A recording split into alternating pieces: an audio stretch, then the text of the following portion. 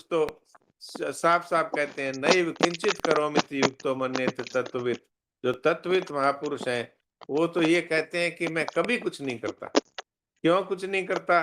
कि वास्तव में जो कुछ हो रहा है सब प्रकृति च कर्माणि क्रियमाणानि सर्वशः ये पश्यति तथा आत्मानम अकर्तारम सब पश्यति। जो इस संसार में सारी क्रियाएं प्रकृति के द्वारा हो रही है, ऐसा जो जानता है वो अपने आप को अकर्ता अनुभव करेगा। आज नहीं झाडायचं तो फक्त. कैसे करेगा? आज वो केलं स्वयं ते ही पण नाही कहता है ठेवायचं. कि मैं ही ये सब काल कुछ धुतलं करता हूँ। राहू. वो ठीक तो आहे. आणि ते वास्तव बघा में शरीर के साथ एक हुआ हुआ है, इसलिए उसको अपने स्वरूप का अनुभव कैसे होगा?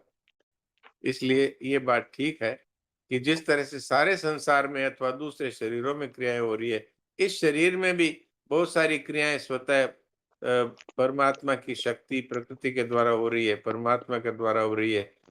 तो उसे हम करता नहीं है। तो जो बाकी कुछ हो रहा है वो भी तो शरीर, इंद्रियां, मन, बुद्धि के द्वारा ही हो रहा है। वो आपके पास आपका क्या है? वो सारा तो प्रकृति का ही खेल है। खाली हमने उसको कह दिया ये मैं हूँ, इसलिए हम कहने लग गए मैं खाता हूँ, मैं पीता हूँ, मैं चलता हूँ।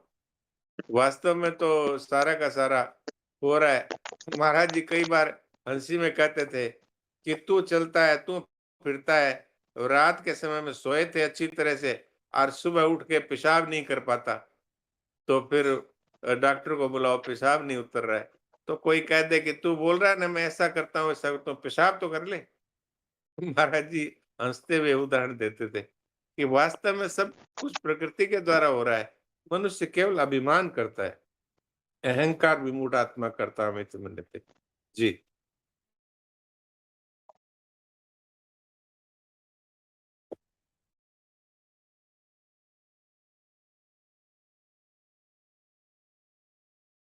और किसी की कोई बात है तो बोलिए।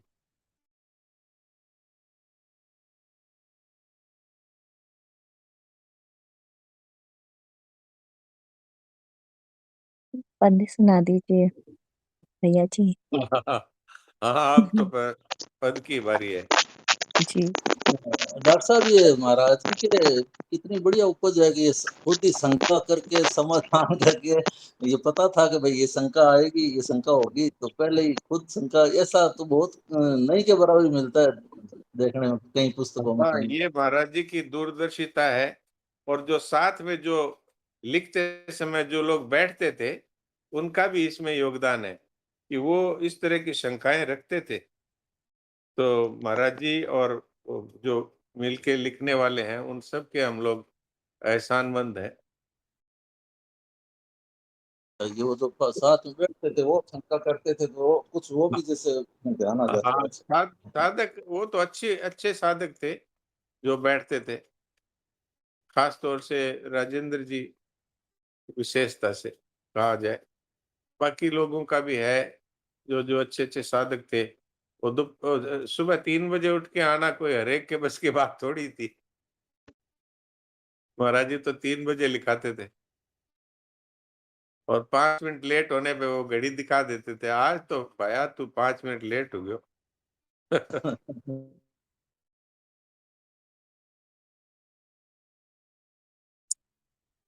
तो महाराज जी की तो विशेष कृपा है ही। डॉक्टर साहब इसमें जो ये आधे श्लोक का जो ये नास्तो वित्त भावे ना भावे, इसका क्या जैसे बताना चाहते हैं, उसमें भी जैसे ये लिखा है। ये तो महाराज जी क्या करते थे कि ये आधा श्लोक है, इसमें सारे वेद पुराण सारे शास्त्र भरे हुए हैं, इतने से में। बात तो इतनी है वास्तव में कि ये असत है, शरीर संसार, इसका वास्तव में अस्तित्व नहीं है, इसकी सत्ता नहीं है। असत अभाव न विद्यते और सत अभाव न विद्यते। जो परमात्मा है उनका कभी अभाव नहीं है। तो हमारा जो वास्तविक स्वरूप है वो तो परमात्मा तत्व। ये हाड़ मांस मलमूत्र का शरीर थोड़ी वास्तविक हमारा स्वरूप है। ये तो दिखता है लेकिन टिकता नहीं एक क्षण भी। तो जो टिकता ही नहीं वो असत हुआ, असत है, उसका अभाव ही है। तो दिखता है पर ये कुछ भी नहीं है। तुलसीदास जी महाराज ने साफ कहा है, देखिए सुनिए गुनिए मनमाही मोह मूल। ये जो दिखता है ये सुनने में आता है और मन में जो चिंतन करते हैं ये सब का सब है नहीं। मोह मूल का अर्थ यही है कि ये हमारे ही बनाया हुआ है, हमारे ही बनाया हुआ दिख रहा है, वास्तव में है नहीं। तो इसका कितना बड़ा महत्व है कि मनुष्य को अगर इस बात का अनुभव अभी कर ले, तो इसी समय वो उसका जन्म मरण मिट सकता है, इसी समय में वो जीवन मुक्त महापुरुष है। इतना ही तो है, हम संसार को सत्य मानते हैं तो हम अल्पात्मा है, और संसार को असत स्वीकार कर लिया, अनुभव कर लिया, वो महात्मा है। इससे ज्यादा क्या है बताइए? चाहे आप इसको कहते रहो, लोग कहते आए हैं हजारों वर्षों से, करोड़ों वर्षों से, असंख्य वर्षों से, आगे भी कहते रहेंगे, लेकिन इसके सिवा क्या कहेंगे? अरे डॉक्टर साहब, ये महाराज जी के ही बातों में ये मिलता है कि अभी अभी हो जाए, अभी अभी इसी टाइम, नहीं तो और कहीं नहीं मिलता ये बात। देखो कितनी बढ़िया नहीं, बात है। ये बात आइए। बिल्कुल सत्य है। महाराज जी कहते थे कि मैं थोड़े दिन और शरीर रह जाए तो और अधिक सरलता से बता दूंगा। तो ये कितना सरलता से बता दिया कि जो अनंत जन्मों में जो चीज प्राप्त हो सकती है, वो चीज इसी क्षण मिल सकती है, क्योंकि सत्य है वो तो, जो पहले था वही तो अब है। तो वो अभी मिल सकता है कि हम असत की तरफ देखते हैं, इसलिए सत का अनुभव नहीं कर पाते, बस इतनी बात है। असत की तरफ ललचाई नजरों से देखने वाला, वो अपने स्वरूप की तरफ कैसे देखेगा? कबीर मनवा एक है, हाँ भावे जहाँ लगाए, भावे हरि के भगति कर, भावे विषय कमाए। हाँ, नीतू जी क्या बोलते हैं?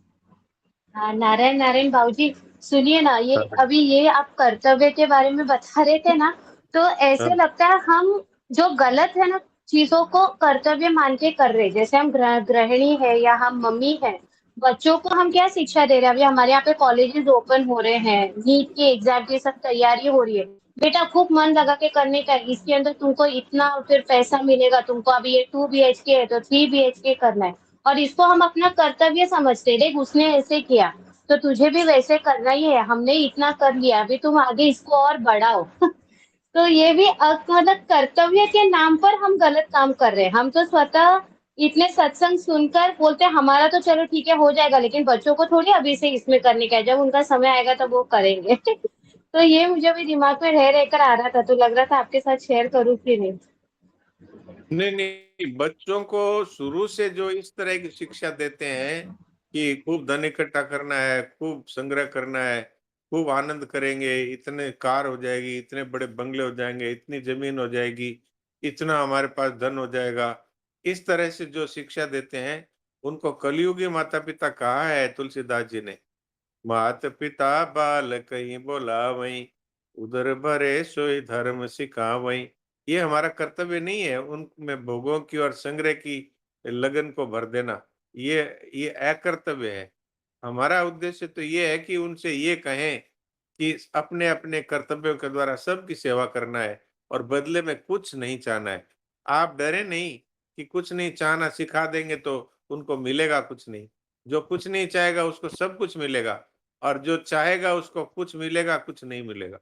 इसलिए ये कर्तव्य नहीं है, ये अकर्तव्य है कि हम उनको भोग और संग्रह के का महत्व समझाते हैं। हमें तो ये समझाना चाहिए कि देखो भाई, सबकी सेवा करो और बदले में कुछ मत चाहो। ये सिखाएंगे तो मिलने वाला उनको सब मिलेगा, यहाँ तक कि भगवान मिल जाएंगे।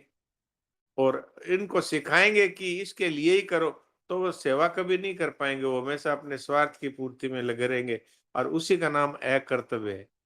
तो ये हमारा कर्तव्य नहीं है। जी। महाराज जी राम राम। राम राम। वो महाराज जी कल जो बताए थे टिटलागढ़ का जो रहस्यमय मंदिर है, वह हाँ। घटना सत्य है महाराज जी, बिल्कुल सही है। अच्छा। उसमें अभी समर सीजन चल रहा है, समर सीजन में बाहर महाराज जी 50 डिग्री तक टेम्परेचर पहुंच जाता है, हाँ हाँ लेकिन मंदिर के भीतर कभी भी 10 डिग्री से ऊपर नहीं गया है टेम्परेचर। हाँ, तो इसका मतलब ये सत्य है। सच घटना है महाराज जी। अभी कल बहुत मंदिर का रहस्य है, वो शिव पार्वती का मंदिर है महाराज जी। जी जी जी। वो मेरे पास एक वीडियो है, आपको भेजने का विचार है। अब मेरे नहीं पास डॉक्टर भी आया साहब, था डॉक्टर साहब, ये वीडियो मेरे पास भी आया था, मैंने भी डॉक्टर सोचा साहब ये पूछूं। क्या बात कह रहे हैं, थोड़ा पूरा समझे नहीं, क्या कह रहे थे, किस बात को ये आया था क्या? ये हमारे पारिवारिक सत्संग होता है ना, शाम को 8 से 8:40 से, जी उसमें ये हाँ, उसमें ये बात आई थी कि उड़ीसा में, ये अपने सुनील दास जी हैं, ये उड़ीसा में है, रहते हैं उड़ीसा के ही है, उड़िया है ये। तो ये कह रहे थे, इनसे ये पूछा था कि भाई टीटलागढ़ एक उड़ीसा में एक स्थान है, वहां पर भगवान शिव का एक मंदिर है, शिव पार्वती का। उस उसके चारों तरफ पहाड़ हैं और बड़ी बड़ी शिलाएं हैं और बहुत गर्म होता है, गर्मी के दिनों में 50 डिग्री तक चला जाता है, लेकिन अंदर कोई मंदिर में जाता है तो उसको कंबल ओढ़ना पड़ता है, 10 डिग्री टेम्परेचर अंदर रहता है और बाहर 50 है।